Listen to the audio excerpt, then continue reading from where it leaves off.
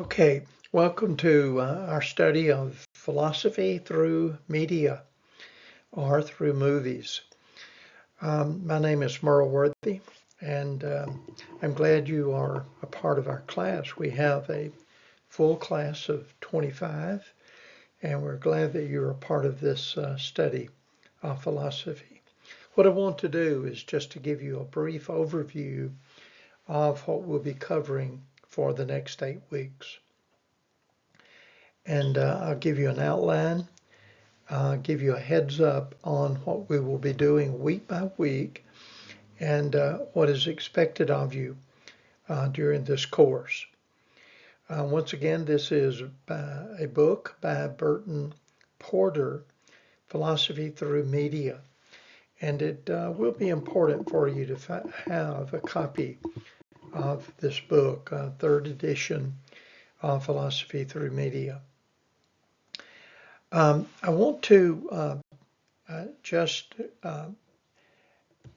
as we go through, I want to give a brief overview of week by week of what we will be doing. Even though this book has an emphasis on media or movies, that's not the only value or purpose for the study, as we'll indicate that it's far-reaching. Philosophy covers, as the word itself indicates, a love for wisdom, that it has to do about life. It has to do about every subject and not just one. And therefore it is not limited as you would be to another study in academics. But philosophy reaches to all of the corners of life and all of the various academics.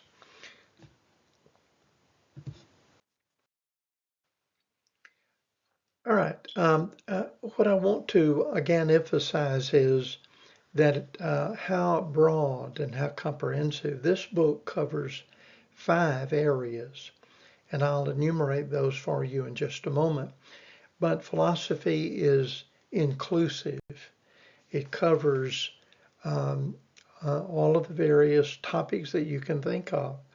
And that's the reason you'll find that philosophers have also done extensive studies, for example, in mathematics and science, in all of the various topics that you can study in college and beyond.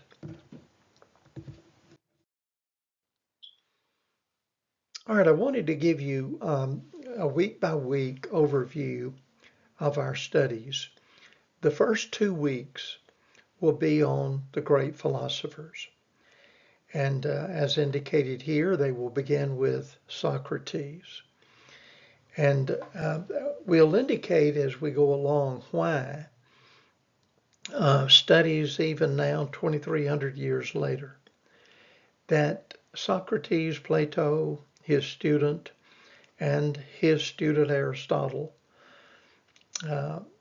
how that they are still at the center of this subject of philosophy.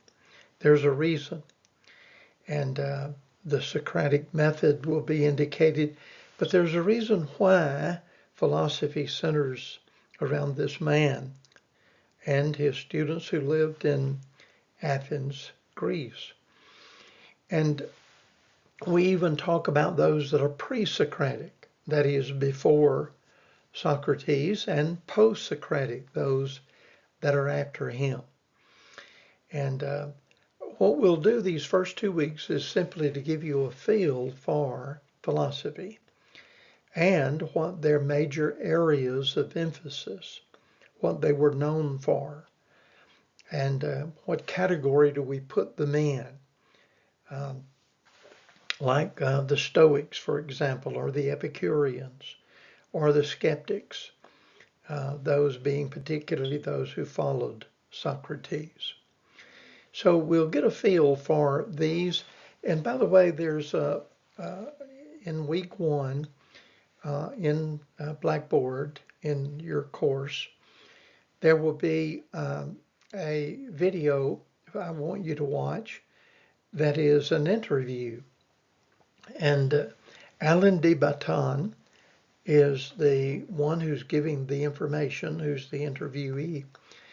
And he's giving information on 6 major philosophers. And it has to do with his book, Consolations of Philosophy, and he'll explain that. But as you listen to these, what I'd like for you to do is to treat it as if you were in a class, in an in-person study, taking notes. Take notes on what you hear on each of these 6 that Alain de Botton will enumerate and describe for you so that you'll get to know these 6 philosophers. And then I want you to take your notes and to place them in the journal. And we will be taking advantage of the use of journals in this class. There's a reason for that. I want to be able to keep up and to see the progress that you're making. And I want to see your notes. They don't have to be extensive, but I want them to be like you would if you were taking notes in a class preparing for your weekly quiz. And there's one special thing as well, in addition to that interview, and that is the second week we will give emphasis to female philosophers. It'll not be the only thing we do for that week too, but many of the books of philosophy, including ours for this class, exclude female philosophers, which is unfortunate. But it reflects an attitude generally toward women in the field of philosophy. Some of that is changing, but it is still extraordinarily the case that women are not recognized in this field, as if they don't belong in the field of philosophy. So what I'd like for you to do for part of the second week is to do some research and find a philosopher. Doesn't have to be an American, any culture, any country, any language, and describe that person. I want you to get to know at least one female philosopher and not treat them as Socrates and others did, dismissing them. We don't want to do that. We want you to become familiar with who they are and what they promoted, what they're known for, what happened to them at the end of their life. All of that is important information in getting to know these great philosophers. Just as a heads up, one of our presidents of the United States, his granddaughter is a well-known philosopher. And some of you perhaps will locate her and write about her. But put the words in your own language, in your words, in your notes, and not those that you would just pull up off the internet. I don't want that. I want you to say some specific things describing her. That'll be week 2. And then beginning in week 3, we will begin a series of 5 major areas of philosophy. And they're listed there for you on the screen. Epistemology is the study of knowledge. Metaphysics will follow, as will each of the others, because epistemology, the study of knowledge, how you obtain knowledge, is foundational. It's at the underlying all of these other topics that we will cover. So give special attention to epistemology. And then metaphysics, then ethics, political philosophy, and religious philosophy. Those will be the 5 for weeks 3 through 7. And after each one, we'll have a quiz on that material. Now, I want you to note that several of these perhaps will be new to you, like epistemology, like metaphysics. It may be that you're not familiar enough even to define what those words mean, but hopefully by the end of the class you will, and that you will have a greater appreciation for each of these 5 areas. So this is what we'll be covering over the next few weeks. And I've done this introduction to our class just so that I can introduce myself to you and that you'll know what we'll be doing over the next 5 weeks. I want to urge you not to wait till the end of the week to do your studies. Some students have done that, and unfortunately, it will harm you and it'll hurt your grade. You can't wait till Friday to finish, Friday and Saturday. Remember that students in person will be spending an hour and 15 minutes for 4 days, Monday through Thursday. That's 5 hours of work that they will have put in just in class, not counting what is out of class. So you should at least equal what a student will do in person.